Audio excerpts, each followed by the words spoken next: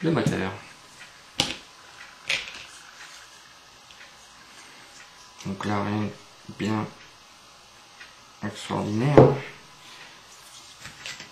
Alors je vais le remonter de façon définitive, puisque ensuite les cerveaux se montent par-dessus.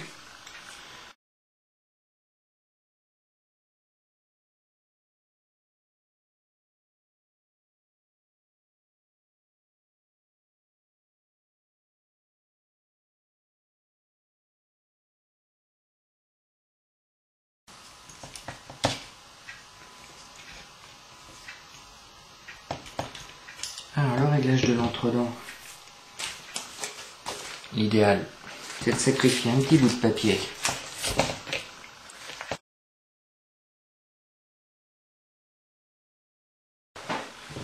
ils devraient le prévoir dans leur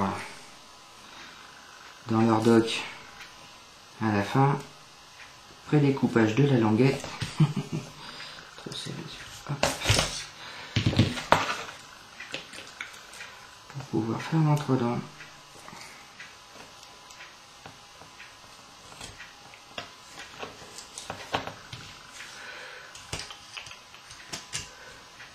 Une fois qu'on a inséré la languette entre le moteur et la couronne, comme normal, on serre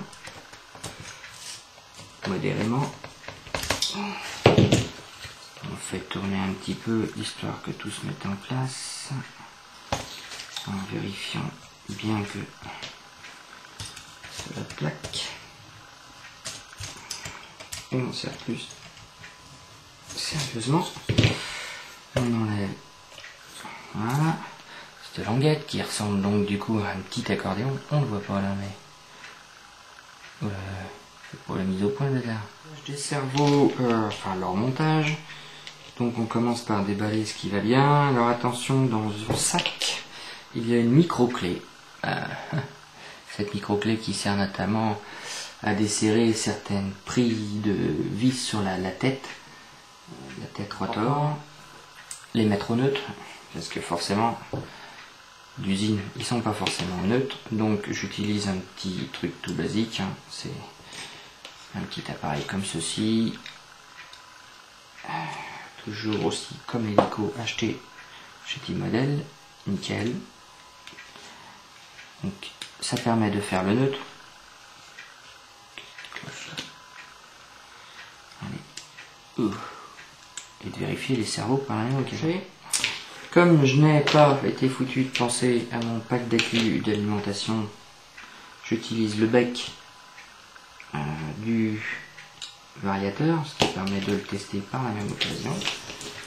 En faisant chanter le moteur, on branche un pack d'accu dessus et les cerveaux doivent réagir.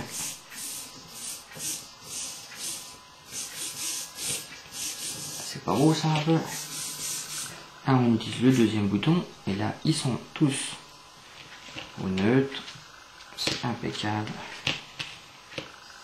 Voilà. Je les branche, parce que je les laisse pas sous tension, de manière à arbitrairement choisir un cerveau, lequel va à droite, lequel va à gauche, parce que pas d'obligation à ce niveau-là. Hop. Donc j'en mets un là avec le système dans ce côté-là. Essayer de le mettre le plus horizontal possible, parce que ils sont durs. Ils sont durs. C'est sûr, ça se barrera pas en vol. Voilà. Typiquement, bien sûr, voilà. Il y en a forcément un qui est plus bas, puisque le sens n'étant pas mis et l'ensemble des cannelages dessus n'est pas parfaitement bien centré. Ça, c'est quelque chose qu'on rattrape avec le réglage des violettes. Et celui derrière, donc là, on choisit de quel côté on met, hein. Ça,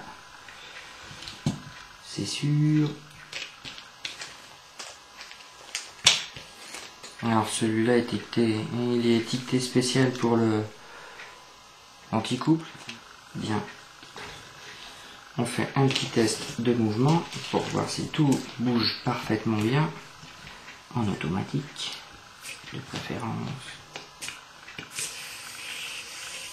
Waouh! Et tous les cerveaux fonctionnent. Ou ils ont du couple. C'est plutôt une bonne chose. Dans le petit sac qui reste, il y a toutes les petites boules, donc pour faire le montage sur les bras de cerveau, ainsi que les tiges qui servent à la connexion au plateau cyclique. Dans le petit sac, on retrouve tout un tas de trucs.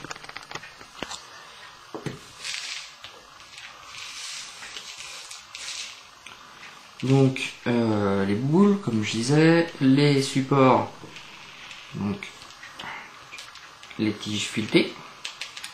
On va retrouver aussi des petites maslottes pour remplacer celles d'origine sur la barre de benne, donc pour le rendre plus réactif. Des rondelles qui servent à durcir,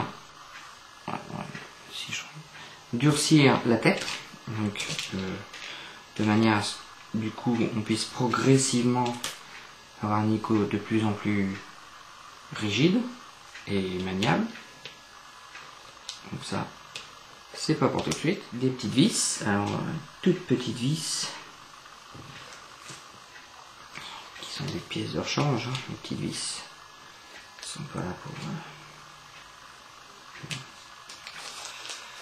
et les vis de support pour visser dans le palonnier. Ok, alors je me demandais pourquoi sur la dock il y avait leur palonnier avait une drôle de tête. Il était plat dans le côté, et ben forcément parce que ils n'utilisent pas celui à monobranche, ce qui est à mon avis plus logique, mais celui à deux branches qui coupe parce que les trous sont plus petits pour pouvoir monter la vis et la bouboule. Donc alors je préagrandis le trou parce que là il est vraiment trop petit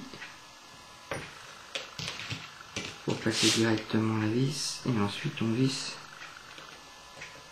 sans la boule déjà.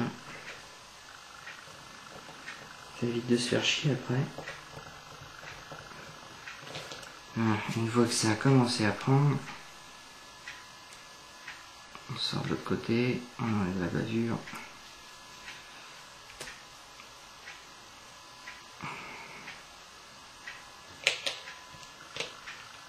Une astuce que j'utilisais à une époque, on monte une chape,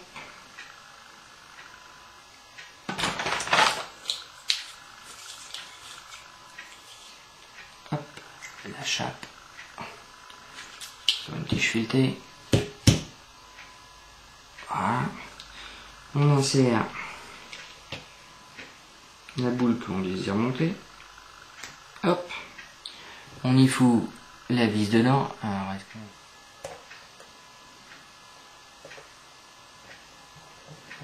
pour visser.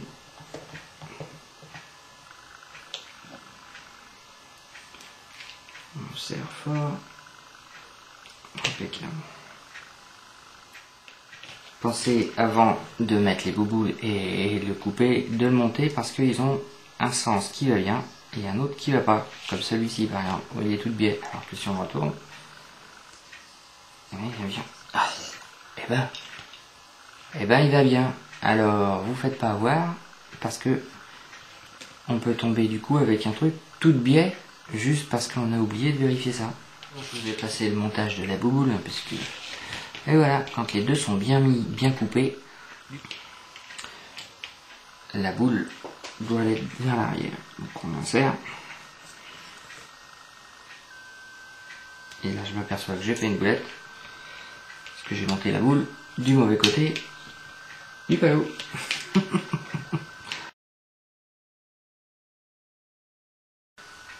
Le montage se fait comme ça, la boule à l'intérieur du palonnier, voilà, et la boule va être vers la queue.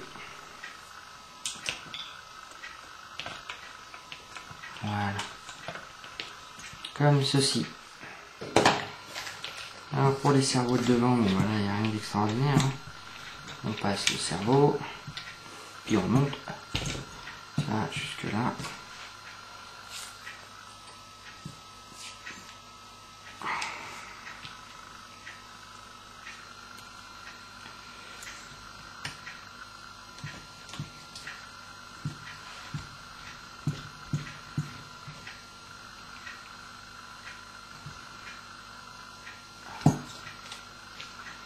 Pas trop serré comme un bourrin parce que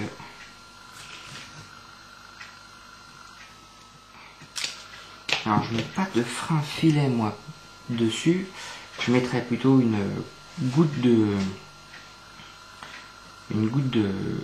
vernis après, parce que sur ce genre de choses, si j'ai besoin de le démonter, le frein filet avec la taille de la tête et leur accès assez limité par en dessous, qui est par là, n'est-ce pas, risque d'être un peu plus problématique.